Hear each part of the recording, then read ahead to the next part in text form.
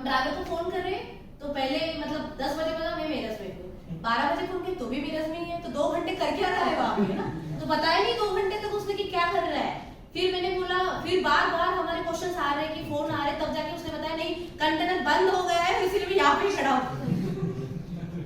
तो बंद हो गया मतलब हुआ क्या, अरे टेम्परेचर बंद हुआ कंटेनर का तो होगा क्या, ओके तो सब बात लगी ना उसकी, क्या होगा क्या, टेम्परेचर तो 0 कर दिया उसने। तो फिर जाके उसको पूछा तो उसने बोला कंटेनर का पाटा तुटलेला होता, हिंदी मध्ये माहिती नाही मला काय बोलतो, हां तो कंटेनरचा पाटा असतो ना, तो पाटा तुटलेला होता त्याचा, तो उसने हमें बताया कि वो टूट गया है, इसलिए मैं ट्राई कर रहा था 2 घंटे से तो हुआ नहीं, अभी आपको बताया कि वो टूट गया, अभी क्या करोगे। तो मैंने बोला ठीक है। फिर हमने वहां पे मतलब मेरे ग्रुप में भी मैसेज डाला था, ग्लोबल फॉर्च्यून आप सारे नए हो तो अभी नहीं पता होगा, उसमें भी मैंने डाला था कि उस एरिया में जितने भी अगर मैकेनिक्स आपको पता होंगे ना तो मुझे बताओ। तो हमारे ग्रुप में भी लिटरली 1 2 3 सब लोगों ने मुझे इतने मैकेनिक से नंबर दिए थे ना, तो अभी भी मेरे मोबाइल में अगर सांगली आटपाड़ी मिरज साइड में कुछ भी होगा ना तो गैरेज में ये सारे नंबर्स मेरे मोबाइल में है। और वो सारे लोगों को मतलब हमने कॉल किया, कोई आने के लिए तैयार था, कोई नहीं था, मतलब ऐसे बहुत सारी चीजें थी। तो एक के मतलब नेटवर्किंग का फायदा कितना होता है, एक स्टूडेंट को हमने बोला कि वहां पे ऐसी प्रॉब्लम हुआ है, वो खुद जाके उस गैरेज वाले को खुद के गाड़ी पे बिठा के वो कंटेनर वाले के पास गया, फिर उसने वो ठीक किया और फिर वो कंटेनर गया। लेकिन फिर भी टेम्परेचर आने तक हमने उसको छोड़ा नहीं, तो दूसरा स्टूडेंट जाके वो टेम्परेचर चेक कर रहा था कि 0 तक आने के बाद ही चले जाओ, नहीं तो वो बंदे क्या करते, डीजल उनका बचता है ना, तो बंद करके भेजते, वो उनकी आदत थी, मतलब डीजल बचाने के चक्कर में वो ऐसे ही कंटेनर भेजते बंद करके। तो फिर वो हमने किया और आखिर मतलब पुणे तक एक बंदा उसके साथ में था, कंटेनर के साथ में था कि कुछ हो ना जाए उसके लिए, इसलिए उसके साथ में गया था वो, और तब जाके सब नॉर्मल दिखा, अभी उसको भी तसल्ली हुई, फिर वो वापस आया और कंटेनर आके गया। तो ये तो क्या अभी ग्रेप्स मतलब उसके पहले ग्रेप्स के इशू तो और भी हुआ थे, वो अगर बोले तो और भी उसकी पूरी मूवी बन जाएगी ग्रेप्स के कंटेनर हमने कैसे भेजा था, क्योंकि उसका हमारा पैकेजिंग का बहुत बड़ा इशू आता है। पैकेजिंग लाइक हमने हार्वेस्टिंग किया, अभी ये इस प्रोडक्ट के लिए और एक ज्यादा मतलब प्रॉब्लमेटिक चीज होती है ना, हार्वेस्ट करने के बाद आप ऐसे रख नहीं सकते उसको, तोड़ा मैंने तो रखा नहीं जा सकता, वो दूसरा कोई मटेरियल नहीं है ना, onion you can, but grapes को ऐसे कीपिंग नहीं किया जा सकता, उसको आइदर आपको कूलिंग में डालना पड़ेगा नहीं तो फिर बेचना पड़ेगा, मतलब ऐसे रखोगे तो वो खराब हो जाएगा। तो अभी हार्वेस्टिंग किया और दूसरे दिन हमारा मतलब वो पैकेजिंग का था ना, तो सुबह मॉर्निंग 5 बजे से लेबर आए थे, उन्होंने हार्वेस्ट करना चालू किया और हम इतना लॉजिस्ट पैकेजिंग वाले को फॉलो करे बोले हाँ मैं निकल रहा हूँ, वो निकल रहा ही बोलता है, मतलब इतनी पॉजिटिविटी भरी होती है उनके पास कि मैं निकल ही रहा हूँ यहाँ पे हमारी पूरी बात लगती है लेकिन वो निकल ही रहा है अभी तक। फिर जाके मैंने एक्चुअली मुझे सच पता कि हुआ क्या है एक्चुअली, तो वो बंदा वहां पे ही था और वो फैक्ट्री वाला जो गेट था ना वो मतलब उसका बंद हो गया था, कल जब गया था वो पैकेजिंग लेने के लिए, उसने हमें बताया नहीं, मॉर्निंग में उसने कहा कि अभी वो फैक्ट्री ओपन करेगा तब मैं लेके जाऊंगा, क्योंकि उसके पास गाड़ी अवेलेबल नहीं थी और वो हमें रियलिटी पता नहीं थी, क्योंकि हम फॉलो करें तो वो बता रहे हाँ मैं आ रहा हूँ आपके पास, ओके जब तक आया ही नहीं तब जाके हमने पूछा, तब जाके उसने बताया। फिर मैंने रात को मतलब 10-12 बजे हमें जब पता चला कि अभी गाड़ी नहीं, वो नहीं आ पाएगा, तो दूसरी गाड़ी मुझे अरेंज करनी पड़ेगी और दूसरे ट्रांसपोर्टर को बुलाना पड़ेगा। तो रात के 3 बजे तक हम ट्रांसपोर्टर ढूंढ रहे थे, 3 बजे तक, मतलब मैं ट्रांसपोर्टर को कॉल कर रही थी, फिर भी ग्रुप में मैसेज डाल के नासिक से कि जितने ट्रांसपोर्टर होगी बता दो मुझे, और इतने सारे लोगों से लगे फिर 3 बजे एक ट्रांसपोर्टर मिल गया, उसकी गाड़ी को मैंने 3 बजे, वो भी इतना अच्छा था क्योंकि हमारे स्टूडेंट ने ही एक रेफरेंस दिया था, मतलब जैसे आप हो ना वैसे स्टूडेंट ने रेफरेंस दिया था, तो इसीलिए उसने बहुत कोऑपरेट किया। फिर वो 6 बजे वहां पे गया, तो क्या फैक्ट्री 9 बजे खुली, फिर मटेरियल लोड करके वो आया, बीच रास्ते में उसके साथ भी फॉलोअप चला था, वो तो अच्छा था वैसे, लेकिन बीच रास्ते में आके फिर वो वारी का काम चल रहा था उस टाइम पे, तो फिर से रास्ता उसको फिर से बदलना पड़ा, 150 किलोमीटर फिर से वो टर्न करके आ गया। ओके रात के 12 बजे उस नाटपाड़ी के वेयर हाउस में पहुंचा, तो हम तो गए ना फिर अभी रूम पे सोने के लिए, ओके वहां पे आया, उस बंदे ने बोला कि मैं तो खाली नहीं करूंगा ये, सुबह आ जा अभी हो गया ना प्रॉब्लम। फिर से 12 बजे मुझे कॉल कि वो ट्रांसपोर्टर का कॉल आया, क्योंकि मैं उससे बात कर रही थी, उसने बोला नहीं मैं तो गाड़ी नहीं खाली करूंगा, वो बोल रहा है मैं लेबर नहीं दूंगा, करना है तो आप खुद करो और जाओ निकलो, वो बोल रहा है कि नहीं मैं तो ट्रांसपोर्टर, मैं क्यों लेबर का काम करूं, तो मैं तो खाली नहीं करूंगा, तो अभी क्या मैं वेट भी नहीं करूंगा, ऑलरेडी मेरे 2 दिन गए हैं आपके चक्कर में, तो अभी मुझे गाड़ी खाली करो और मुझे जाने दो। फिर मैंने उस वेयर हाउस के बोला तो वो नहीं मान रहे थे, फिर हम फिर से होटल से निकल के जो भी हमारी टीम थी वो सब हम वहां पे जाके हमने 6 लोगों ने गाड़ी खाली की उसकी और फिर उस गाड़ी वाले को जाने दिया और फिर 5 बजे फिर से रूम पे आए फ्रेश होके फिर से ग्रेप की हार्वेस्टिंग के लिए। और ग्रेप की हार्वेस्टिंग के लिए फिर से और इशू क्या हुआ, क्योंकि वो जो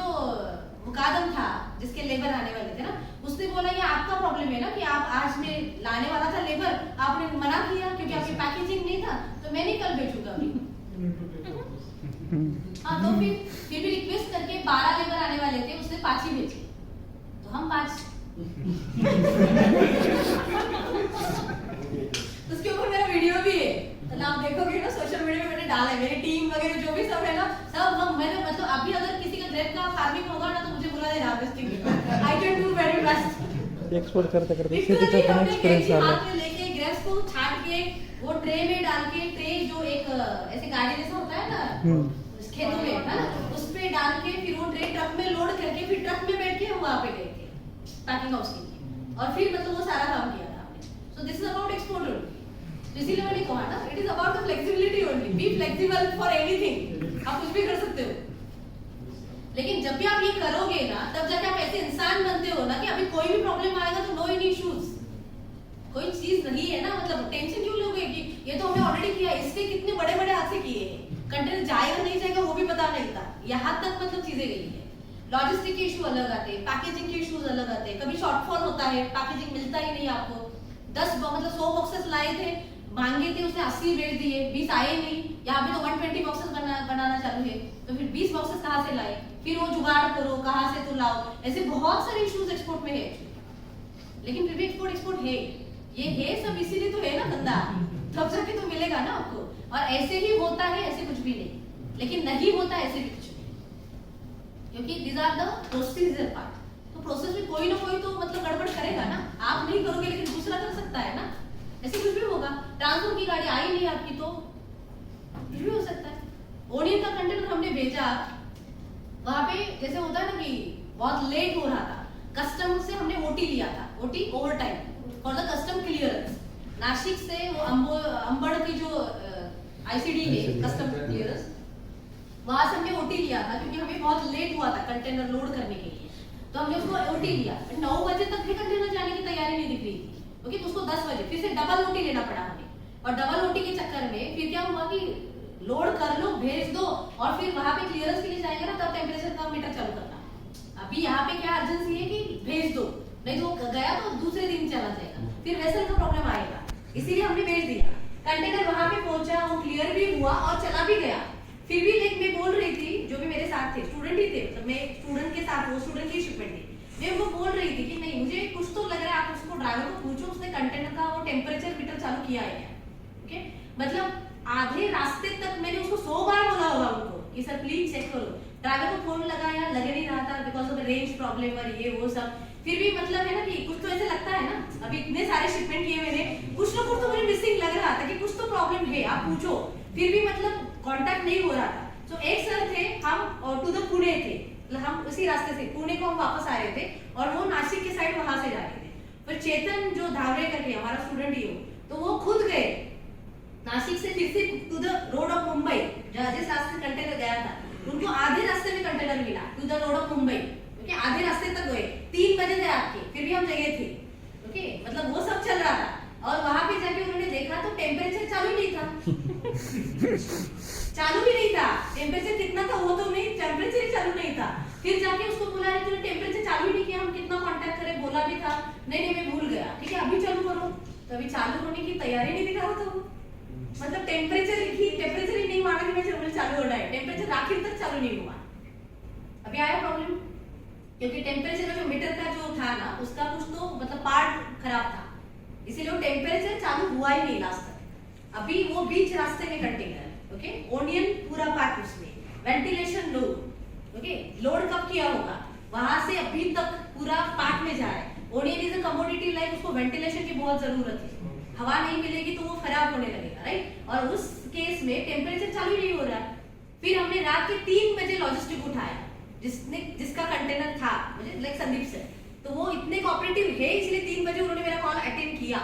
ओके, और मुझे ये बताया ठीक है कोई बात नहीं, ड्राइवर को बस बोल देना कि 5 बजे तक वो पहुंचेगा, मतलब 2 घंटे का डिस्टेंस बचा था, वहां पे जाएगा 5 बजे मैं आपको मैकेनिकल भेज दूंगा वहां पे, और literally 5 o'clock mechanical was there.